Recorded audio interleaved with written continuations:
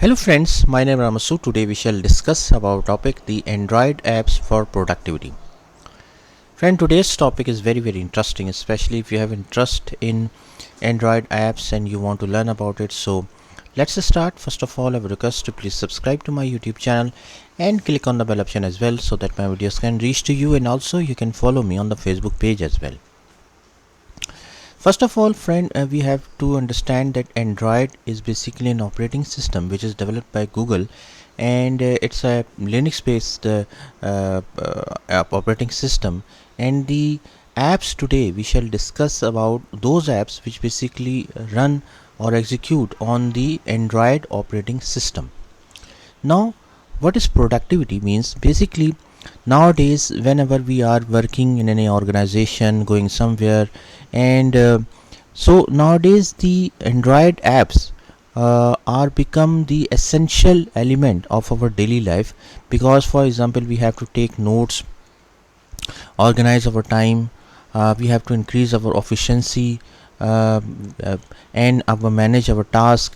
So all those types of things can be managed through the Android apps, and it also increase the tasks related to note taking, task management, for time tracking, file organization. So many apps nowadays available which we can use or already using in our daily life, and basically those apps increase our productivity in our daily life, not in any organization, however in our daily life as well. So what are those popular categories of productivity apps, along with examples and detailed explanations? So we shall discuss in detail. First one is the note taking apps.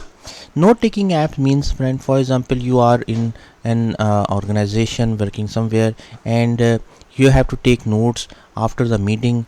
Also, it can include text notes, voice memos, images, checklist, and more, etc.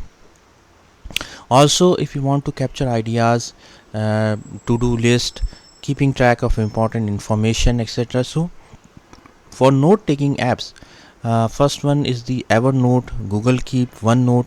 So these are the very popular apps nowadays available, which you can download it from the Google Play Store.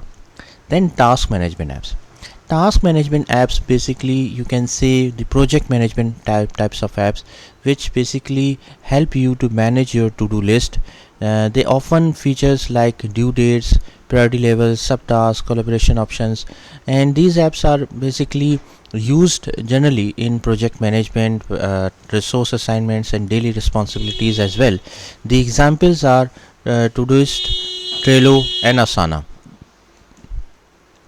Then calendar and scheduling apps.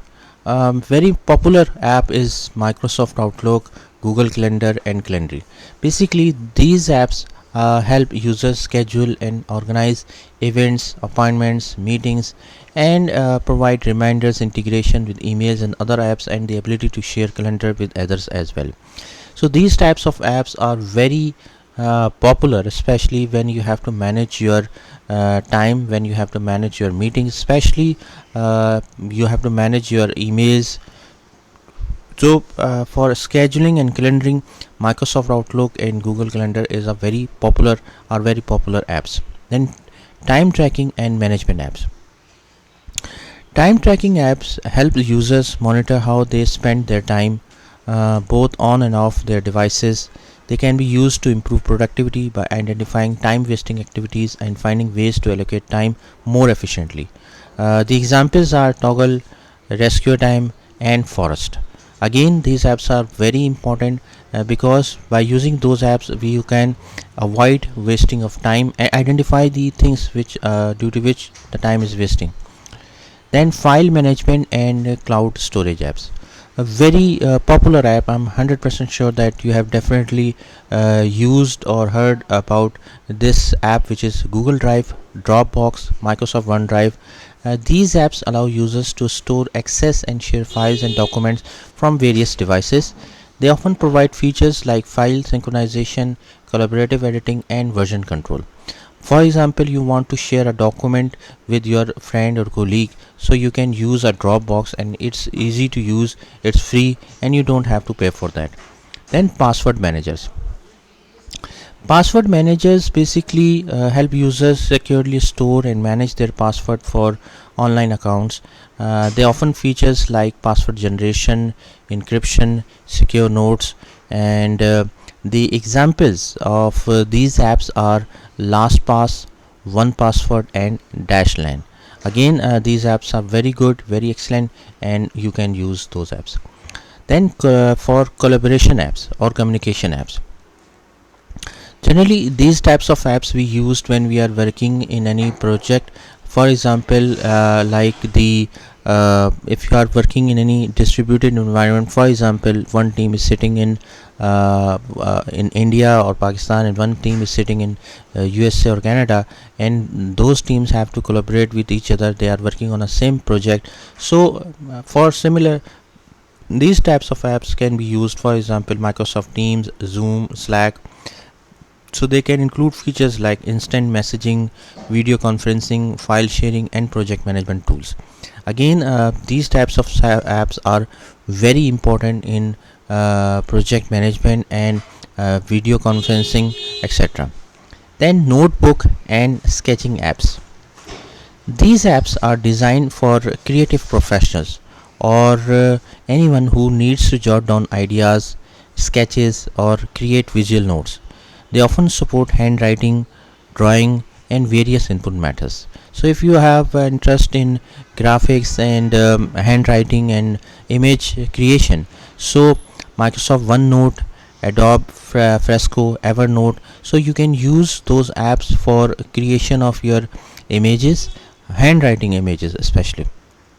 If you are a person who loves to create handwriting images, so you can use Adobe Fresco and create handwritten images.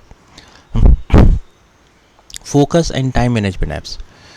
These apps use techniques like the Pomodoro technique or other time management methods to help users stay focused and avoid distractions during work or study sessions. Examples are Forest, Focus at Will, Pomodoro Timer. So all those types of apps are important and crucial when you want to focus on time and avoid the distractions, so that you can increase productivity. Obviously, if you are focusing on task and avoiding the distraction, obviously it will increase the productivity as well. Other apps are language learning and education apps.